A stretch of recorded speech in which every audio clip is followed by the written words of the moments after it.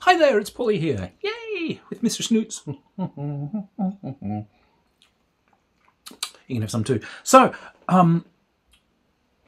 I am coming to you today with a cool thing suggested to me by one of our viewers here.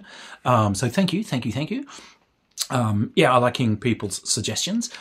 Mini 6. Okay, so long ago in the dark mist of time, we got the Star Wars role-playing game, the D6. Now, Star Wars role-playing game D6 is a great little game.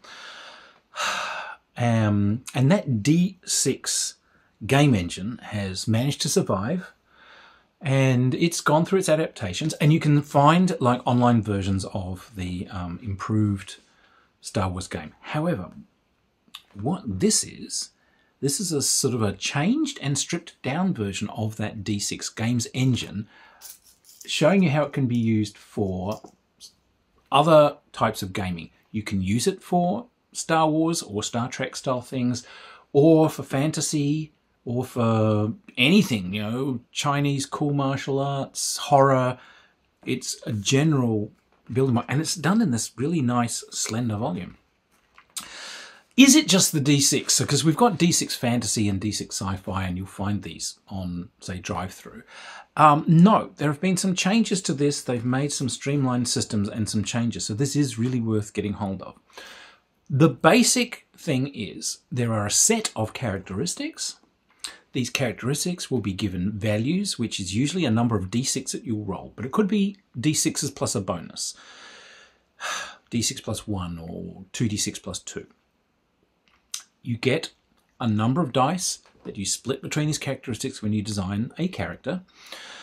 You can split a dice into pips, but when a characteristic reaches, so plus 1 or plus 2, but plus 3 is a whole extra dice. So I could, if I got 7 dice to split up between something, I could take one of those dice and split it into, I think is it 2 plus 1s? Yeah. So the basic attributes for this, what do we got? Might, agility, wit, and charm. Very, very simple. Beneath each of these characteristics, there's a cascade of skills. You get dice that you can split up amongst those skills. They are added to the characteristic dice, and that's what you roll to try and succeed at a task. The higher the better, obviously, and what you're trying to do is beat a task number in order to succeed. And this is simple enough, but because this is a generalized system that you can use for all sorts of things, so then shown you different skill cascades for those different characteristics, depending on whether this is a sci-fi setting or this is a primitive sort of setting, a fantasy setting, etc. So you can modify this, and there will be different skills. There are also things called perks that you can get. Perks are things that are situational modifiers. My guy's a daredevil. I get a bonus if I'm trying some sort of weird stunt. My guy's perceptive. I get a bonus when I'm trying to check for small details and ambushes, or what else we've got. You know, I can have a sidekick, or someone owes me favors. You can also get complications, and these are things like I have a personal code, or age. My character's very old or very young. And when they come into play, you can just pick these for yourself, but when they come into play, they actually kind of get you something. Skeletons in the closet, you know, all these sorts of things. It never goes right. So what we've done here then is given these tools to do the game with these mechanics and these basic perks. You've got your difficulty that you're rolling against. So what is it? Very easy's, pick between 2 and 5. A moderate difficulty is going to be between 11 and 15 to roll. So if you've got 3 dice is pretty typical. It's going to be, all right, it's going to be pretty average to roll like an 11 or higher on 3 dice. It's going to be way easier on 4 dice, really easy on 5 dice. So you can see it does kind of, you start having trouble failing at certain times. You can get hero points. What are these? So, yeah, so you start off with a hero point. and you can spend these for things like a massive bonus on any given roll, or you can change any wound that you've taken to just a flesh wound, so that's your get out of jail free if you were going to get killed. You can make a small change to a location, like, oh my god, you know, we're trapped in here, but fortunately one of those stray shots seems to have exposed some wiring. Maybe I can hotwire the door open. You know, that sort of thing is used for that. Or you can buy a clue. If you're really stuck, you can use it to spend a clue as to what to do next and where to go on.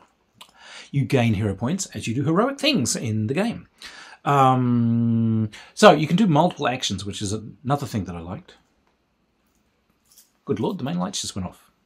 Oh, what the hell? Yeah, you can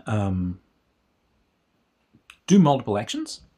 Those multiple actions, you just have one less dice each time you roll. So if I want to fire a pistol with each hand, or I want to just fire 2 shots with a pistol, if I normally roll 7 dice, I'm rolling 6 dice, but I'm rolling it twice for 2 shots. Fair enough. What this game also adds in is it puts in vehicle combat, which is really just the vehicle combat is really just the same combat system rolled up an extra scale, and they scale this so there's basically personal scale, vehicle scale, ship scale, capital ship scale. It keeps going up and up and up that way. So it's a pretty simple system to learn, but that means that things like tankling with space fighters or whatever can become just a typical part of play. They've got sample vehicles in here, everything from like modern stuff and to, yeah, they've got sailing ships in here. They've got, you know, for each different possible setting that you've got space fighters, mecha, because you could use this for mecha, for instance. And as they're talking about science fiction settings, they're showing you that you could use this. For instance, Firefly is obviously, yeah, we're back. Firefly is obviously a big, my computer is back. Firefly is obviously a big thing with their inspiration here. They put in a magic system. You use the perks purchasing system to purchase magic, essentially the ability to cast a set type of magic. And they've got this rather nice system of all these different sort of glyphs and so on here, but these magics can do things. So there are what are animal growth, control weather, curses, dark vision, you know, casting bolts of death, telekinesis, and all these sorts of things. Now, if this is fantasy, you can use these as fantasy spells. But as they show, they've got like a martial arts guy. If you're using this as a martial arts thing, oh, these are special powers that your martial artists can use. If you're trying to do, Star Wars, obviously these are force powers that you can use.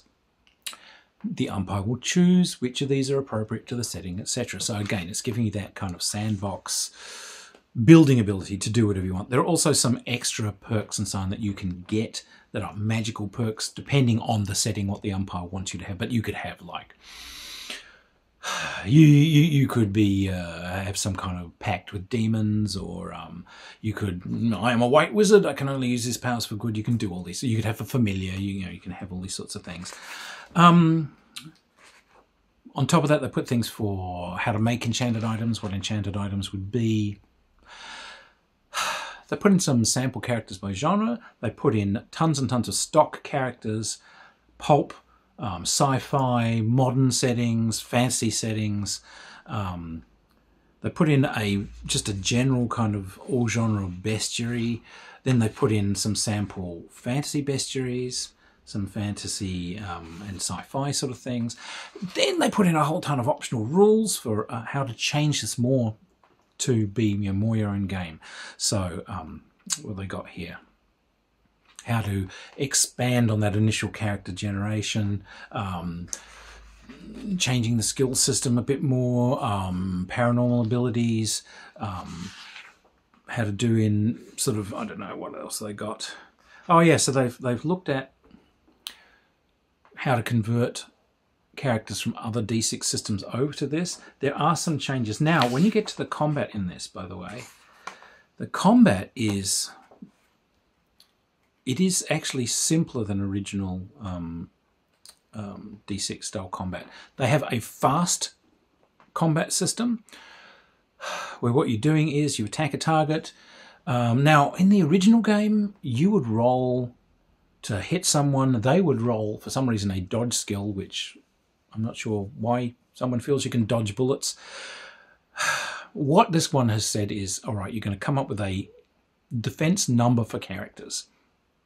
This is their defense number for just being a standing target, being in partial cover, etc. If they're an aware target trying to shoot at you in cover, this is their dodge skill comes into it. But here are set numbers. So all you're doing is you're rolling to hit against those set numbers. So we're removing one dice rolling step out of the combat.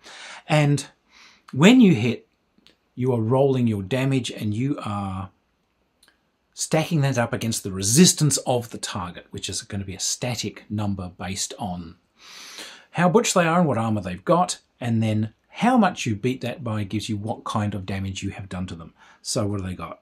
Stunned, wounded, severely wounded, incapacitated, mortally wounded, or dead.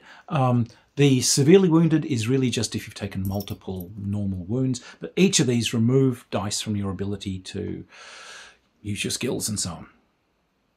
That is the simplified combat system, and it does run very well. The traditional open D6 combat, like I said, you're rolling to dodge each things, and then you're rolling your resistance against the damage that's rolled. So there's 2 extra dice roll steps in it. So the streamlined system is it's good. I think it's a better idea. You can use either flavor. They have both combat styles in here should you desire. So figure out which one you want. They have a bunch of pre-done settings here. So they've got Perdition, which is very much based on Firefly. And these have character generation guidelines, new perks and complications that you might want to choose for those kind of settings, new equipment that you might have, all done just over a couple of pages, which is great. Then they've done a fantasy setting.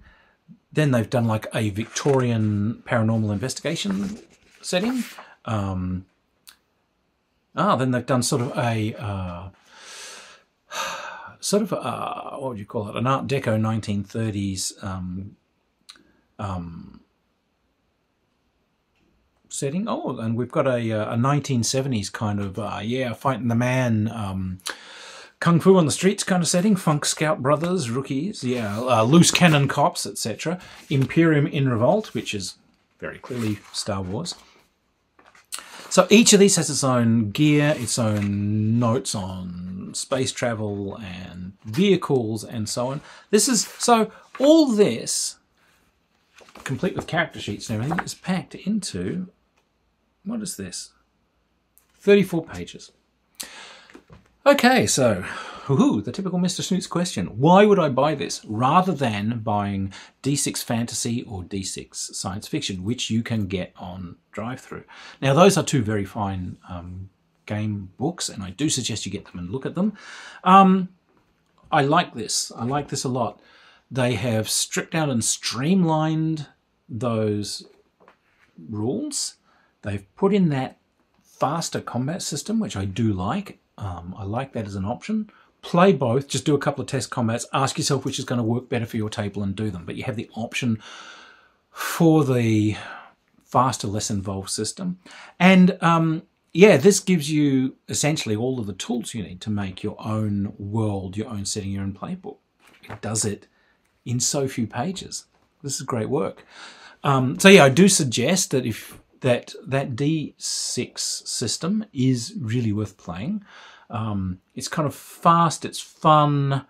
There's lots of perks and lots of things that you can do. It's a great character design system. You get a great visual idea of your character. You get a great sort of background for your character. So it's a good system.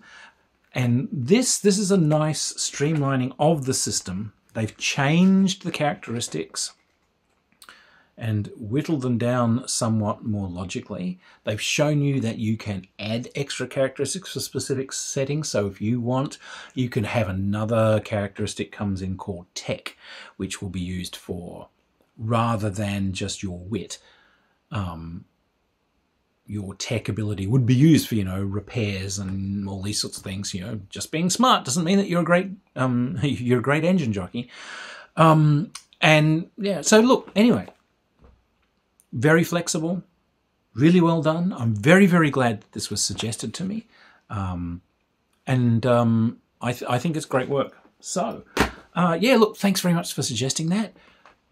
If you have suggestions for games that you'd like me to go through, I'm very happy to do that. I use the Patreon money that's paid into this entirely for purchasing things for review. Sometimes they're games that I wouldn't run myself, but people want to know. I'm a professional game designer, so yeah, I will happily go through and look at the merits and strengths of something that doesn't personally fall into my interest lists. Anything mecha. But anyway, that is Mini 6, which is a great game. Well worth looking at it. And costs just nothing. You can get it on drive-through for just a few bucks. And I think it's a good thing to have in your arsenal. I'm going to a lot of games clubs at the moment and being asked to run anything that's not D&D for people. They're saying, for God's sake, show everyone not D&D. So having systems like this is really good. I can put it down on the table. We can put it down on the table. Okay. We can put it down on the table. I can tell you how the system runs in seconds flat. We can make characters together because it's nice to show people how to do characters. And it's not going to chew into the afternoon's play or whatever. And then we can get playing. And at the end of it, everyone's been introduced to another way of running games and another way of designing worlds. And, hopefully everyone's gaming experience has grown. So yeah, I'm enjoying suggestions from people for systems that I might otherwise not have looked at. So thank you very much, everybody. Anyway, I hope to see everyone around the games table someday. And we'll hope to find you at a convention or something. Everyone get out there, have fun gaming, and cheers. Until we meet over a games table. Cheers, everybody.